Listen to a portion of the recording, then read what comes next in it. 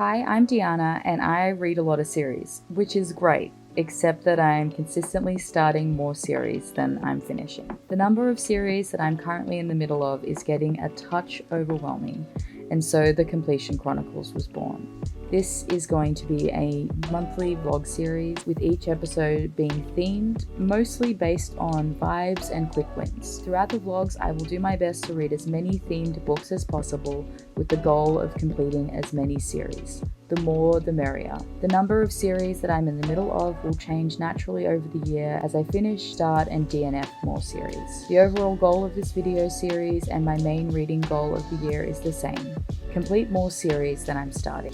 So in March, I finished 2 series and started 5 series, which brings the total of series I'm in the middle of up to 124 series. In April, we are looking to get some quick wins, and the theme of the month is finishing trilogies.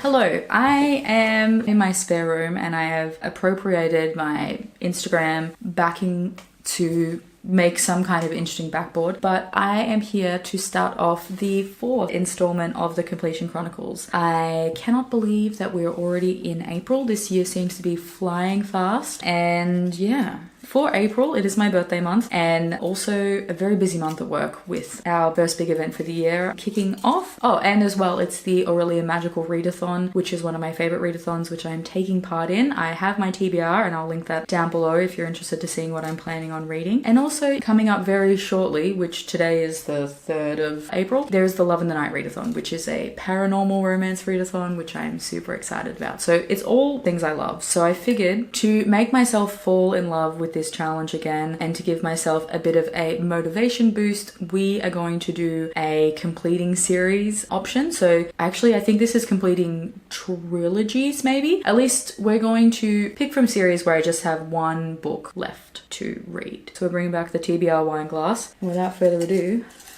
let us see what our first pick is. I probably will also need to go through and see if I need to add any. But the first book, the first book we have is, can you see that one? It is That Time I Got Drunk and Saved a Human by Kimberly Lemming. And I love Kimberly Lemming. Actually, it's probably about the right time where I need a comedic pick-me-up. She writes these very funny fantasy romances. They're very tongue-in-cheek. I think we've got audiobooks out for them. Yeah, actually, this also works well for another challenge, which is the Clear a Shelf challenge, which I have lovingly borrowed from Win from Literary Divergence. So that's a pretty excellent one. This is different in the fact that it is a monster or a demon that gets drunk, which saves a human, rather than the other way around in the first 2 books. So yes, very excited to finish off this series. All right, I will probably speak to you later. All right, talk soon. Bye! Hello, I have completely abandoned this vlog. So this episode was supposed to go up in April, but I quickly discovered in April, despite the oodles of public holidays that I had, I was doing 2 readathons and I had one of the busiest work months as we were leading up to a graduation ceremony, that to try and then do an episode of the Completion Chronicles on top of all of that stuff was just not going to be sustainable. So we've moved this over to May, and yes, we are going to be completing as many trilogies as possible in the month of May, which I feel good about it because I did read a lot of sequels in April, but I didn't actually finish many series. So I'd like to tick off a few series. Now, the first book I did pick was That Time I Got Drunk and Saved a Human. I haven't started this one yet. I do have the first week of May off as annual leave. So along with a bunch of cleaning stuff, you can see like the book stacks are now here.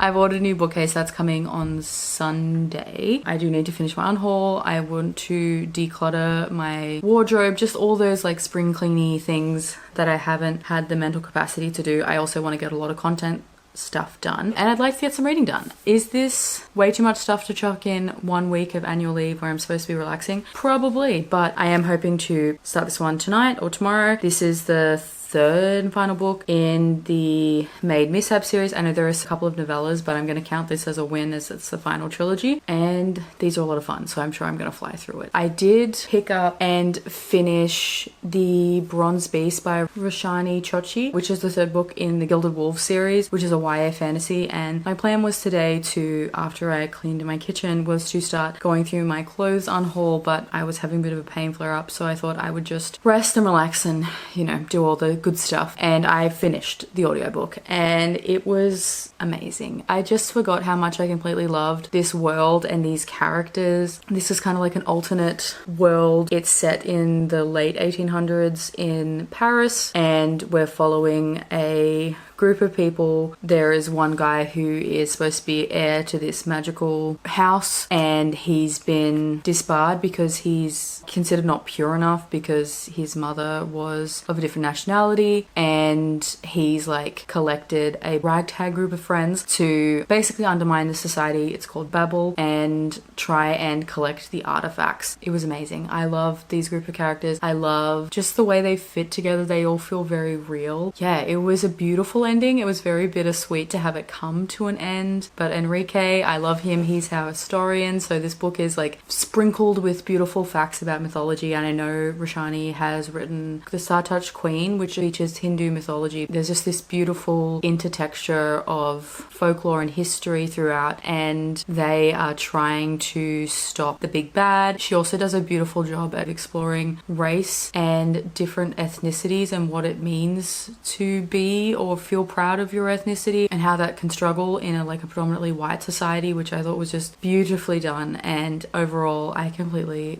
devoured it. I just sat down and listened to it all day. So that's probably not super cohesive, but just know I completely loved it. I was listening to it while updating my reading journal, so I will take some time this week to write my full thoughts down. And yeah, let's pick our next one. I'm hoping for an audiobook again, just because I would like to start spring cleaning tomorrow. And the next one is Ascot Hall by Emily Rath. Does that one have an audiobook? Let me check. Not being prepared at all. Let's have a look. Oh, yes it does. Alcott Hall. So this is the third book in her Second Sons trilogy, which is a Regency romance. And actually I started with this series before getting into Pucking Around. I really just love Emily Rath's writing style, and this features a side character from the first. So the first two books were contained with the same characters, and this one features Lady Madeline Blair, who was one of the characters who was trying to get a husband in the first book, and it's going to be an MMF romance. And I'm just very excited to wrap this one up. This is also one of my priority series as well, so that is what I'll be reading next. So we've got That Time I Got Drunk and Saved a Human by Kimberly Lemming, and then Alcott Hall by Emily Rath. So I'll come back in and let you know what my thoughts are and pick my next book. Alright, I will talk to you soon. I hope you're doing all kinds of well and getting all the rest and relaxation you can get in, while also just keeping on track of life and all that stuff and things which can take up so much time. So yes, I will speak to you soon. See ya. Hey, how you doing? I am checking in to give you an update on my reading. I don't know if I mentioned this, but I'm currently on annual leave. I've been spending this week just resetting. I had originally planned to do way too many things and basically try and work 10-hour days every day on this time off. But I think especially the first couple of days I really managed to balance just resting and all the content and around the housey stuff that I want to do. I still do need to get some more cleaning done, but we will get there. And I have 4 reviews left to write that are overdue, so I'd like to smash those out today. I've taken a week off. I'm going back to my old job, which look, at this point it is what it is. I would have liked to have stayed in the contract that I was at, but it was a mat backfill and the person returned from maternity leave, so I had to head back. I'm really just going to take the next couple of months, I think, just to reset and refocus. I always find that when I go into team leader jobs, I kind of get consumed by the job and find it really hard to balance content. So maybe taking a step back will be good. Got babe at the end of this month, and I am working on getting my license. Yes. Am I 31 and don't have my license? Yes. But I live right in the inner city suburbs of Melbourne, so there is so much public transport around here. I don't really need it, but still looking forward to get it so I can go see mom and dad and yeah, drive probably to Adelaide next year for the next romantic affair.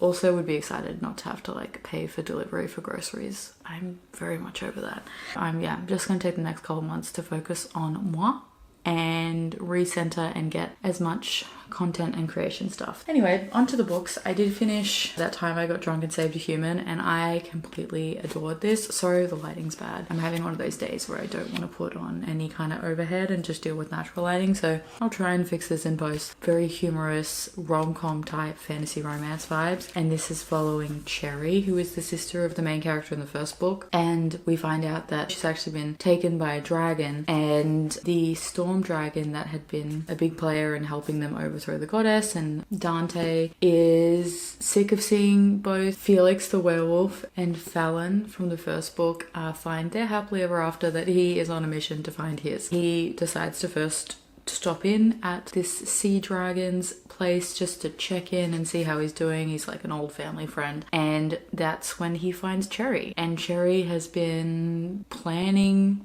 constantly to escape this island, but every time she gets too far, the sea dragon kind of kicks her back, and without having a chat to Dante, she decides that she is going to drug his tea. Ends up, Dante was like, why did you drug me? Like, I would have done it anyway. And they end up back at his castle, and they end up getting mated and married like pretty much right away, because Dante's, inhibitions are down and he knows that Cherry is his. And I just love their combination. They're so funny together. The way Dante freaks out all the time and then uses like this magic mirror to talk to Felix and Fallon just to try and figure out what's going on. Like, how can he make sure Cherry likes him and make sure he's not stuffing it up? And it's just funny, like the way that Fallon is like, seriously? So you kidnapped her and then you drugged her and then you like to summarize what's been going on is hilarious. And Cherry doesn't quite trust Dante at this point in time, so she hasn't told him that she is from Boone Hill, which is where he had been staying, which is where her family's from. It's just amusing because you as the reader know that they both are essentially wanting to go back to the same place, but they don't know. And Alexis the sword comes out of nowhere, the talking sword, and it was just such a fun time. I was giggling the entire time. So I think this one might be my favorite in the series. I just think the characters were so perfect for each other, and Cherry is very much determined to be independent, but also will take full advantage of using Dante's hoard, and he gifts her a tiara as their first mating gift, which she takes to wearing on their adventure, and I love that. But I think this is my favorite couple, but Felix is still my favorite character of this series overall. I then finished Alcott Hall by Emily Rath, and this was not the character, it had been a while since I'd read the first two books of the Three Sons series, and this wasn't the character I thought it was going to be, which is even better because I much prefer Madeline as a character. She was one of the women who were sent to Alcott Hall in hopes of romancing the Duke, who was James's elder brother, and she is quite quiet. She's got social anxiety, she doesn't super understand people, and she finds the whole idea of courtship in Regency England to be tedious, which, girl, same. I mean, if I was around in that time, I'm sure arranged marriage is the only way I was getting married, because that shit sounds tedious as fuck. Anyway, it's been 3 years since she's debuted and she's still not married, and her mother has dragged her out to a new luncheon and has a new beau in mind to woo. During the horrible interaction, her mum has even detailed, you're gonna smile, you're gonna ask him 5 questions, you're gonna do this. So she's really broken down the social interaction because she just gets so panicked and stuttery, and then people are assholes, so they make fun of her, and she's just got this fear of being a fool. So she's kind of broken this interaction down into bite-sized pieces, which totally relatable. And then it's during this luncheon that the suitor in question mentions that she has maybe a little bit more to her dowry and her fortune than she realized. A great aunt or relative has recently deceased and she had no kids of her own, and ends up naming Madeline as the sole heiress to the fortune. Madeline was really the only person in the extended family who'd see her regularly. However, for whatever reason, the aunt, even though she did get married and really lived that solitude life, has determined that Madeline can only get the inheritance if she's married by her 20th birthday. And we find out very quickly that her entire family all knew about this and seemed to be wanting her to fail, because the inheritance would then go to her father. And at first Madeline's like, well, that's fine. Dad can then just pass the inheritance on to me. But no, that is not the plan that her mother and father have set forth. The plan is that Madeline fails and they steal her inheritance out from under her, which is honestly such a shitty thing to do. In a panic, Madeline rushes off to Alcott Hall. She first proposes to her cousin, because her and her cousin are like planning this thing, and they're like, okay, so you need a guy who just is okay with getting your dowry, which is like £20,000 or something, and you keep your fortune, and then you will not sleep together, not have to do your wifely duties, and make sure he's not like a gambler or a drinker. And then she was like, perfect, and that he's a nice guy, that he's not going to treat you like shit, because your whole family does that, and let's not do that, apart from Patrick. And then so she goes, well, you'll marry me, Patrick. And Patrick says, hell no, we are first cousins, not illegal. And then they were like, yeah, but we're nobility, it's happened before. And then he's like, I think of you like a sister, let's not go there. So she ends up going to Alcott Hall, where her friend is the new Duchess, and Patrick remembers that Catelyn Renly is there and that maybe she should marry him. So anyway, she gets to there in the middle of the night, freaking out. She meets this townsman on the way and has this moment where she's not nervous, is kind of bantering back with him, and kisses him, which is her first ever kiss, and that's very romantic. And then she proceeds to tell her friend that she's here to marry Captain Renly, and both her and Burke say no, because if you've read the first book, they're in a situation, all four of them and the Duke are together. And then she proposes to Burke, and Burke was like, yeah, nah. And then they decide that she is going to propose to Charles, who has recently come back to town after being banished for falling in love with his childhood best friend, Warren, who ends up being the guy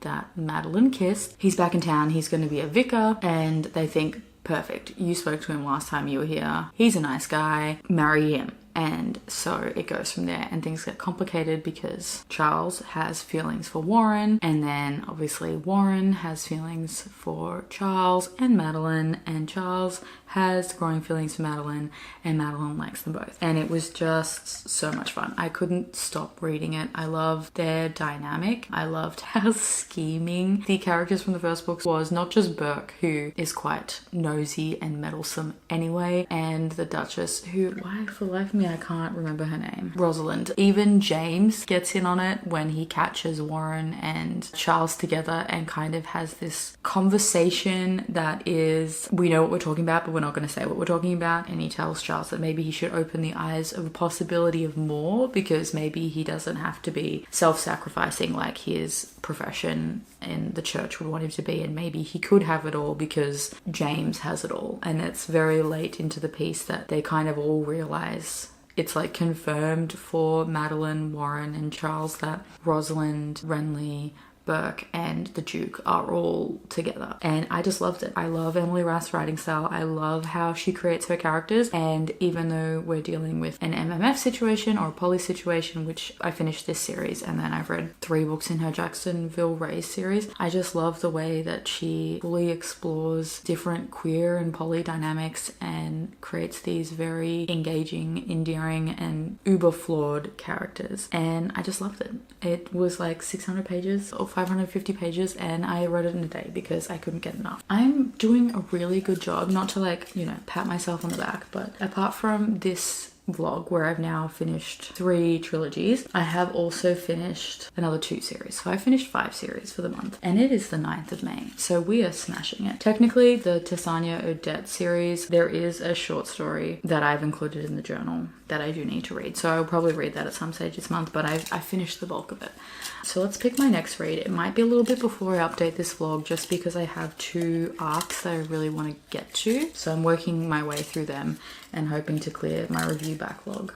I think also the week after is the final support group readathon, which is hosted by Steph Loves, which is going to be like a further push. So I'll try and fit as many final books in as possible, but I'm just going to be like reading series, which is going to be so much fun. So let's go. This one it is. Almost dropped the TBR wine glass. Ooh, Shipwrecked.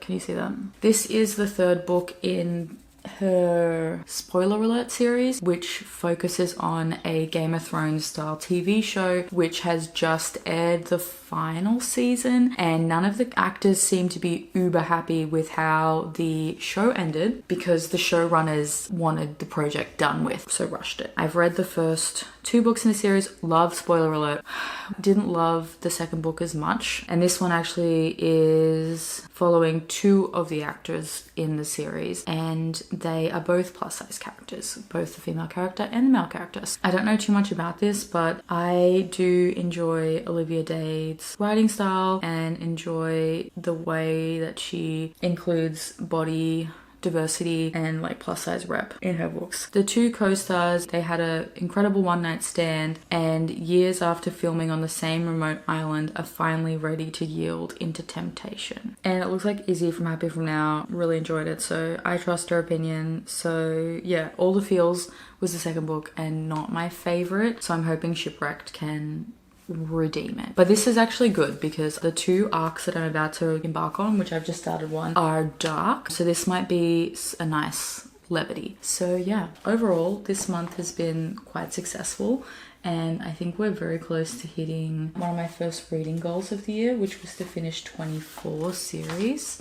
Hold on, I had finished 96 series at the start of 2025, and I've now since finished 110. I'm a little far off than I think I am, but I have 10 series to finish. But I mean, this will be a 6th series this month. I don't know, I just have a good feeling that I'm going to finish more series this month in particular, and then I'm going to smash that challenge. It could be my hubris playing up, but that's where I'm at. Yeah, I'm gonna read for a bit actually.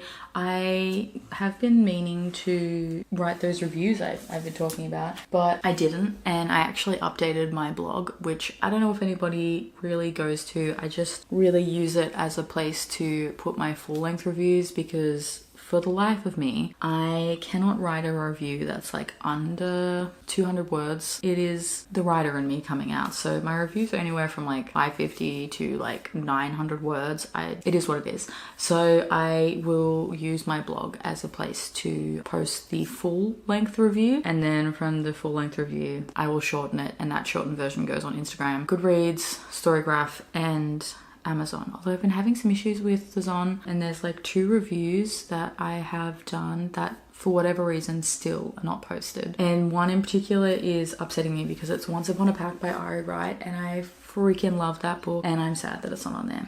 Anyway, that basically houses all the reviews, and it's got like a running list of the reviews. You can see updates on my reading challenges. I just updated that, like how I'm going with those. And also I just spent the last hour and a half updating my anticipated releases page. So yeah, it just has the month and the book titles. With this new version of WordPress, I can't figure out how to add a link on the photos. So I've just now created a Goodreads shelf that has them all. So if you like the looks of any of them, you can click on the shelf and find out more. So yeah, I am gonna go do some reading. I will speak to you soon. See ya. Hello, I am checking in to give you an update on this vlog. First update from the B-roll. The shelves are finished and there's no books left on the floor except for this massive unhold pile. I'll do like a pan through afterwards. But I have since finished 2 books and then another book. So at the moment it is the very end of the final book support group readathon, which is hosted by Steph Loves. So I have been going through and reading books that will fit this challenge. So first off, I have just finished in like the last 15 minutes Shipwrecked by Olivia Dade, and I did enjoy it. I enjoyed being back in this world. We are following Maria and Peter, and they are 2 actors in The Gates of Gods, which is supposed to be this like Game of Thrones style TV show which features mythology, and they're kind of in their last season. All the actors are upset that the showrunners have stuffed up the characters, and the fans are upset that it just wasn't a great send-off. So Maria and Peter, both plus-size main characters, which we love to see, and they joined in season 2. They were very beloved characters in the books that the showrunners had admitted, and due to popular demand, they were then squeezed in season 2. And they spend most of the time on this like island by themselves. They're the only 2 characters that ever act in their scenes together, and it's just them and the crew. Now, Peter and Maria meet each other and it opens with a bang, like a literal bang, in the colloquial sense, I guess. And they have seen each other at a sauna and wham bam thank you ma'am, they get straight into it. Peter's just absolutely captivated by her. She kind of sneaks off in the middle of the night and Peter is pissed. They then find out that they're both auditioning for the characters of, I can't remember the character's name. Hold on. Cyprian and Cassia. And they both get the role. Maria tries to like bridge the gap because she knows they're going to be filming together for years and was like, hey, sorry about, dipping without saying anything. I apologize. Let's kind of move on because it's going to make the next however long of filming very awkward. Peter says some horrible things and yeah, we do get moments of them on the island. Peter has always been like attracted to Maria. He was just hurt that she left without saying anything. We get moments where the showrunners want both Peter and Maria to starve and lose weight for the show. Maria does stand up because she's an advocate for body positivity and plus size characters or fat characters because that's not necessarily a negative word. I know some people, even I sometimes have like feelings towards it, but I guess it's just a word. It's how people use it. And Peter is willing to do it to keep the role because his whole thing is that his mother died when he was young and his dad has just never understood why he would risk a stable job to pursue acting. So everything Peter kind of does is to prove his dad wrong. So he wants like bigger roles, more money, more stability to finally say, F you dad, see, I did make it. And Maria doesn't care. She loves acting, but she loves her family. She was an orphan and ends up being adopted by this beautiful family in Sweden. She is Swedish and acting is something she loves, but she just knows herself and knows that with her abandonment issues that she needs people in her life. So if that means she's going to go back to Stockholm and just work small jobs, theatre jobs, if it means that she'll have the people she loves in her life around her, that's what she needs. She's like comfortable enough in her own skin that she knows that money doesn't really matter, fame doesn't really matter. She just wants to be able to pursue projects that are worthwhile to her. Maria was a little upset that Peter was going to side with the showrunners and she threatens to walk, and knowing that the show is like over time, over budget, they don't really have the time to hire, run auditions and refilm Maria's scenes. They get to not have to harm themselves for the sake of the show. Their relationship doesn't really pick up until after the show ends, where they kind of explore their feelings. There is a bit at the end where I wanted to shake them. They're like the third act breakup, and both characters are super stubborn, and even though they've both learnt the other's triggers,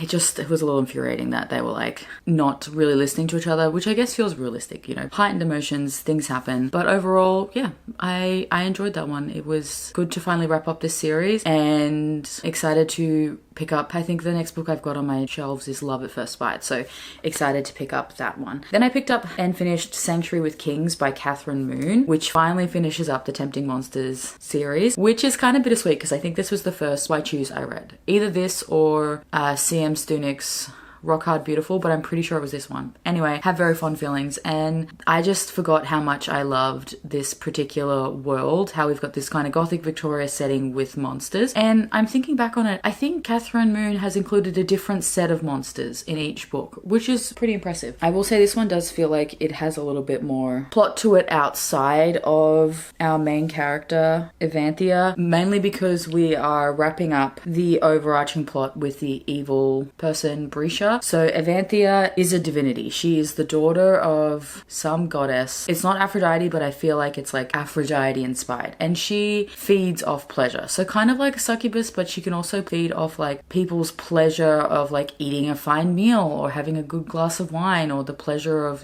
nice clothes and luxuries and that kind of thing. So she had spent her youth as a mix of a courtesan, noble, mistress, basically spends her life chasing pleasure. She was 2 centuries ago captured by Brisha's men and has been trapped into the Seven Veils, which is like one of his houses and is a torture den. Unfortunately, she has been horrifically abused. There's no on-page essay or anything like that. It's more that we're dealing with the aftermath and the nightmares of it. So because she feeds off other people's pleasure, she was kind of used as like a selling chip, and Brisha made money off her. And those who sought pleasure from violence and being violent towards her, she would then feed off it, and she has very like conflicted feelings about it, which totally understandable. So the house has crumbled, the Seven Veils, and she is on the run. It's been a couple of months, I think, and she's hiding in London. She is essentially starved because they never let her feed full enough to be powerful enough to break out, and she is staying away from monsters. However, one night she is literally about to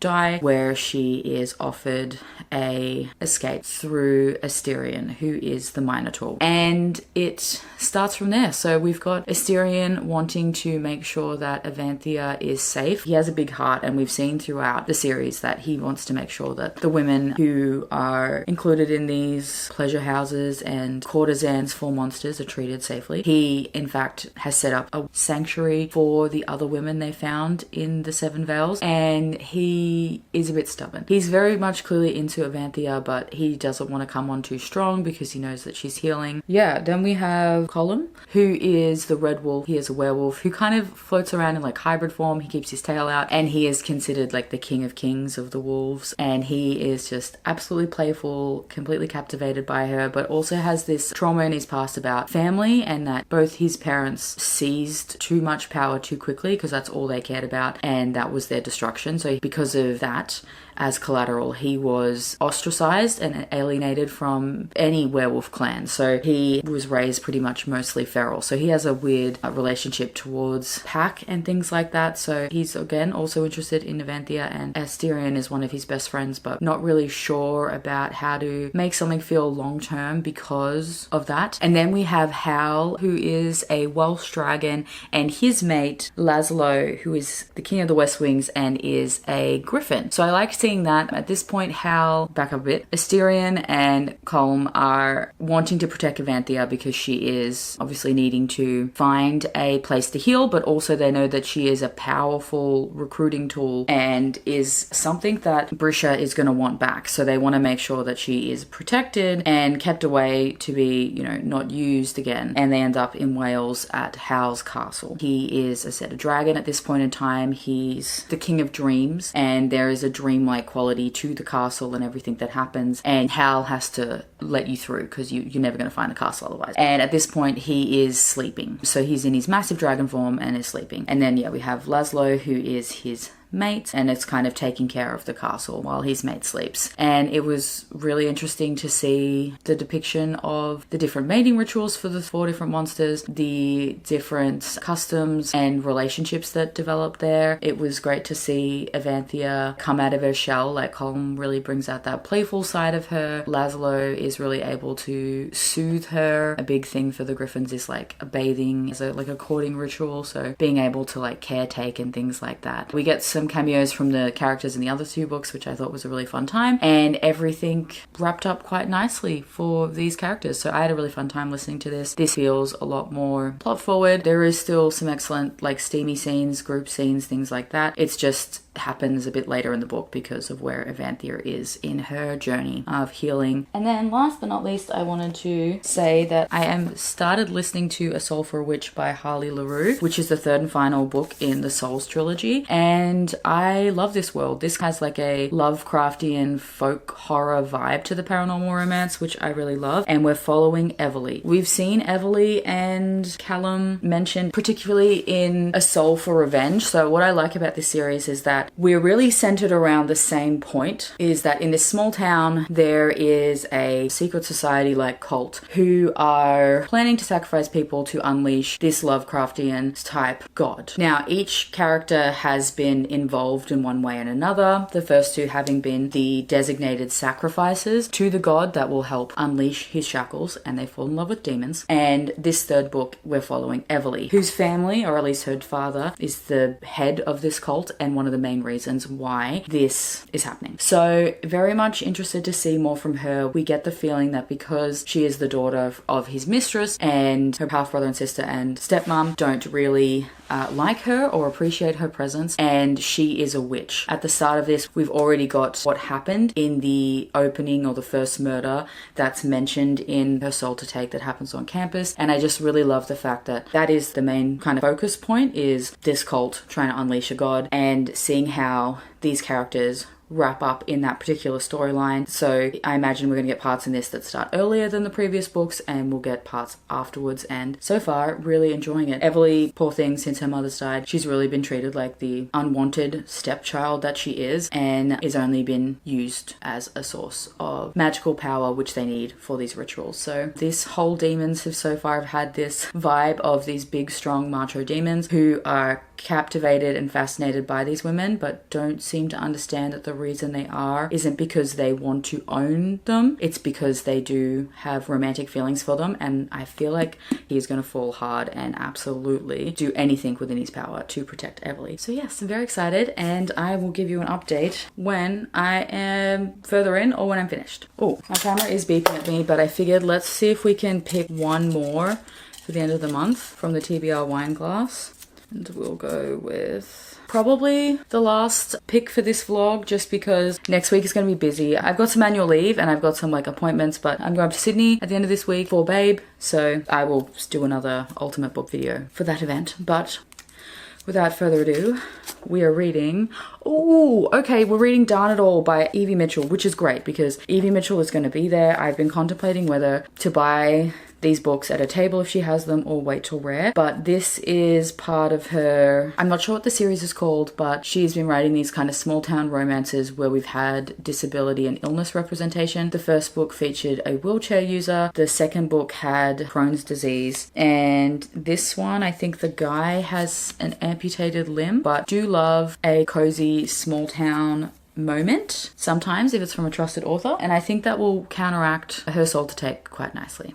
Okay, that is it from me. I will check in once I have thoughts, feelings, and opinions about the books. All right, see you soon. Bye-bye. All right, so excuse the mess, but as you can see, there's like some miscellaneous tote bags sitting next to the chair that I've used to just film in. But as you can see, we've now completed the mission of installing the final bookcase, and we now have a wall of books.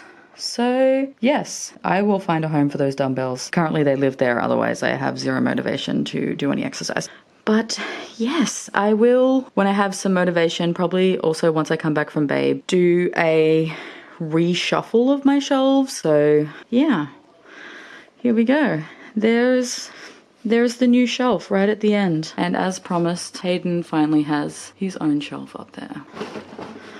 But yeah, I love it. Hi, I am checking in for the last little bit of this vlog, and I have since finished Soul of a Witch by Harley LaRue. So I finished the Souls trilogy, which was a bittersweet feeling because I love this. This is my favorite book in the series, but I'm sad that the series is over. I think this is going to be one that I do reread. This is a paranormal romance which does have a very heavy folk horror twist to it, which I do love. Like, it does feel creepy, the paranormal and the sinister stuff. Callum definitely is my favorite male character of this entire series. He gives I'm a golden retriever, but I'm also a psychopath vibe, which is something I'm discovering I completely love and adore. And this book opens up with Callum, just as he's been made an archdemon, which is a very powerful form of demon and is considered the nobility in demon culture. And he has just fought the big battle between the gods and protected this demon city from them, and has become kind of disengaged and disenchanted with hell. He lost a lot of people and sacrificed a lot of people as a general for this victory, and he feels like hell is just going to brush all the tragedy and the loss of winning this battle to kind of dive straight into like the debauchery of the celebration. There is a moment in here where it does give me Howl's Moving Castle vibes, purely in the scene where Sophie goes back and sees Howl when he's a kid. He knows straight away that they're connected in some way, and then after that he's kind of captivated by her. She's a Laverne witch, and he ends up on Earth and says he is going to look for the gods that have disappeared. However, he is really on the lookout for Everly, and yeah, I loved it. Everly has a really great character arc in here. She goes from being quite sheltered. It's not helped by the fact that her mother had died and her dad and half siblings and stepmom have kind of belittled, sheltered her, and made her seem like, yeah,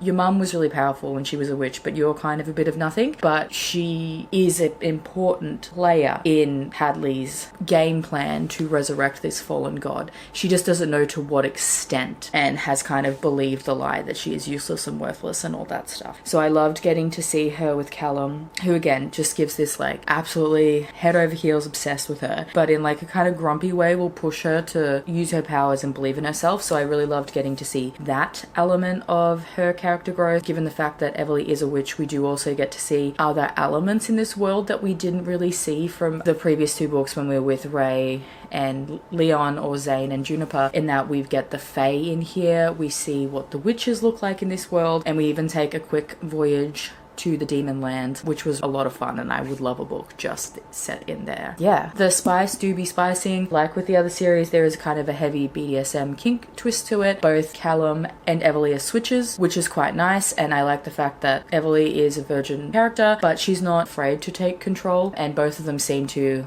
like to relinquish control and have a bit of a masochism streak. I completely love this. I love the way that the story unfolded, because with this series, I know I've said it before, and I'll probably say it again and again, I really like the fact that all three books really center around this cult who are collecting their sacrifices to release this fallen god, and each book kind of enters in at different points in that overarching story, and we get to fill in the blanks of the stuff that we didn't necessarily get to see with Leon or Ray or with Juniper and Zane. 5 stars, and I'd be hard pressed not to pick this up on a reread for the spooky season. And then I read Darn It All by Evie Mitchell, which is the 3rd book in her All Access series. It's currently the 3rd book out. I don't know if there's another one going to be out in this series in particular. This is like a small town romance which is interconnected. It's also interconnected with her Capricorn Cove series, so it feels like there could be more, but I'm not sure if there's actually going to be more in this specific series or if there'll be some more in Capricorn Cove. And what I love about this series in particular is that Evie Mitchell does include some disability rep. So in this we are following Mia Sakamoto, who is a fashion designer. Currently she's working at like a bridal store, and she does dream of like having her own store or her own fashion line. She just doesn't have a lot of confidence. She has severe anxiety, and the anxiety rep in here was like perfect. It feels reminiscent of stuff that I've suffered with my own anxiety. Just the way that Evie Mitchell was able to just have that be very present part of Mia's personality. Not that she was never confident in her ability, but you definitely got the sense that some days were harder than others for her. It felt like a natural part of her character, this mental illness representation, which I really loved. And then we have Theo Garrett, who is the brother of the main character in the 2nd book, and he was in a car accident, I think when he was like teenage, early 20s, and he has an amputated limb.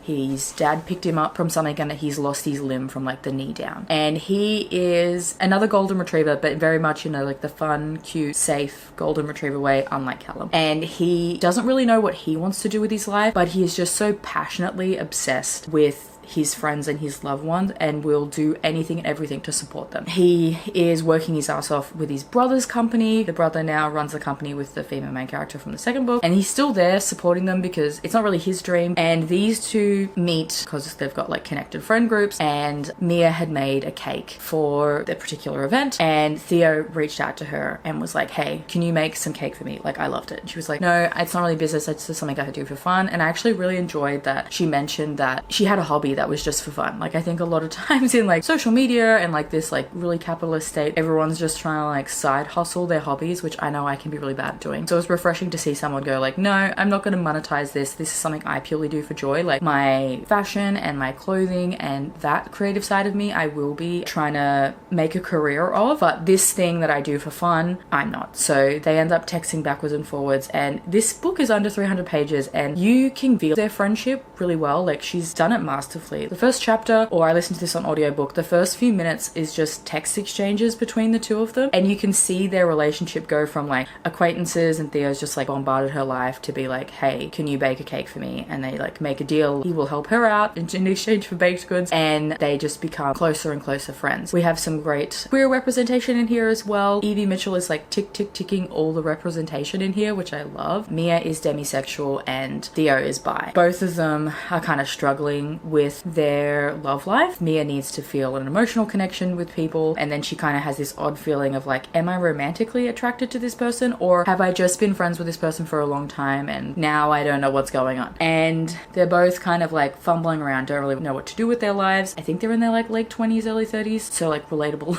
Theo decides that he's had another crappy date and Mia's rocked up to sit with him at the bar and have a couple drinks, and Theo pushes Mia into signing up for this like Project Runway style reality TV show, which I love. Theo, in his infinite wisdom and his lack of impulse control or reading the fine print, doesn't realize that the theme of this season is couples. The idea is like fashion designer couples go up against each other. They decide to lie. With this, Mia gets the offer. She's kind of sitting there after having like a panic attack and thinking like, okay, actually winning this and doing this is going to be scary, but the judges who are looking at my work are quite renowned, and then also I'm going to get wider spread visibility being on a national TV. And then she realizes that it's not happening, and she tells Theo like, oh, I got in, but damn, I'm single. And he's like, but what if you weren't single? And what if we fake dated and you taught me some sewing skills and we just like did the competition? I love this reality TV competition. Theo can't sew for shit. He does an alright job, and it really boils down to the way they work. And I think if Theo hadn't have been there with Mia for the competition, she would have bombed out hard, because she would have been in her own head and really stressed, where Theo's like there to pull her out, make her really present, and he offers some fantastic ideas on her gowns. Like they have like twists in the challenges, and she kind of freaks out because you've only got like say 8-9 hours to design a ball gown, and then they'll be like, oh, by the way, you've got to add some unconventional element into it, and she's like, oh god, I don't know what to do. And he's like, hey, what about this cool quirky idea? And he like is able to balance her out, and it was just so much fun. And Theo through that finds out what he wants to do with his life. Mia gets more confidence in her own ability, and these characters just feel very well-rounded. With Theo's limb amputation, we do see he struggles with having a prosthetic limb. He has phantom pains, he gets cramping a lot. With the way that the show is run and how many hours they have to stand up, he has to be very careful. That was fantastic, and I loved their moment when they're in the hotel room, because it's supposed to be a show for romantic couples, that they're in this like fancy 5-star suite that's kind of got like a swing in the corner, and the bathroom has like frosted glass. So when they jet lagged and have done the first episode and kind of stumble into bed, and they're like, oh yeah, you go take a shower, and Theo looks around and he's like, oh my god, that is the outline of my best friend's naked body, and maybe I'm into it. And I just love the dynamic. This series is fantastic, and I applaud Evie Mitchell for just effortlessly including a bunch of representation that we don't necessarily get in romance novels, and it doesn't detract from it being like a fun, beautiful rom-com. So there you go, they're the last 2 books that I've read. Wrapping up this episode, I will say, I think May has been like the most successful reading month I've ever had in my entire life. I'm driving up to Sydney in a couple of days for Babes. I might get one more book squeezed in, one more audiobook. I have like smashed through series. I think I've read like 10 sequels this month, so it's crazy. So the theme of the month was finishing trilogies. So with these last 2 books, I have finished 7 Asterix series. As we said, done it all. I'm not 100% sure if it is the actual end of the series, but so the series I did finish this month was the Gilded Wolf series by Roshani Chokshi, the Mead Mishap series by Kimberly Lemming. And can we just take a moment to like look at these beautiful illustrated clinch covers? Stunning. The Second Son series by Emily Rath, Tempting Monsters by Catherine Moon, Spoiler Alert by Olivia Dade, the All Souls trilogy by Harley LaRue, and the All Access series by Evie Mitchell. Love these covers. Evie Mitchell will be a babe, so I might have to pick up book 2 and 3 in these beautiful matching editions. So yeah, there we go. A very successful episode of the Completion Chronicles. So thank you for joining me. Sorry this one was a bit all over the place, but life is what it is. Anyway, comment down below and let me know what trilogy is high on your TBR, or what trilogy that you finished most recently that you've loved. Or you can leave me a like film emoji for Spoiler Alert series, which is based on actors. linked in the description box. If you'd like to see more content from me, please like and subscribe. I'll be posting new videos every Sunday. Linked in the description box below will be all these books, links to my all these books and links to my social media channels. All these books, reviews if I have them, links to my social media channels, if you'd like to talk to me or follow me on any other corner of the internet. Anyway, that's all from me today, guys. I hope you're doing all kinds of well, and I will speak to you soon. See ya!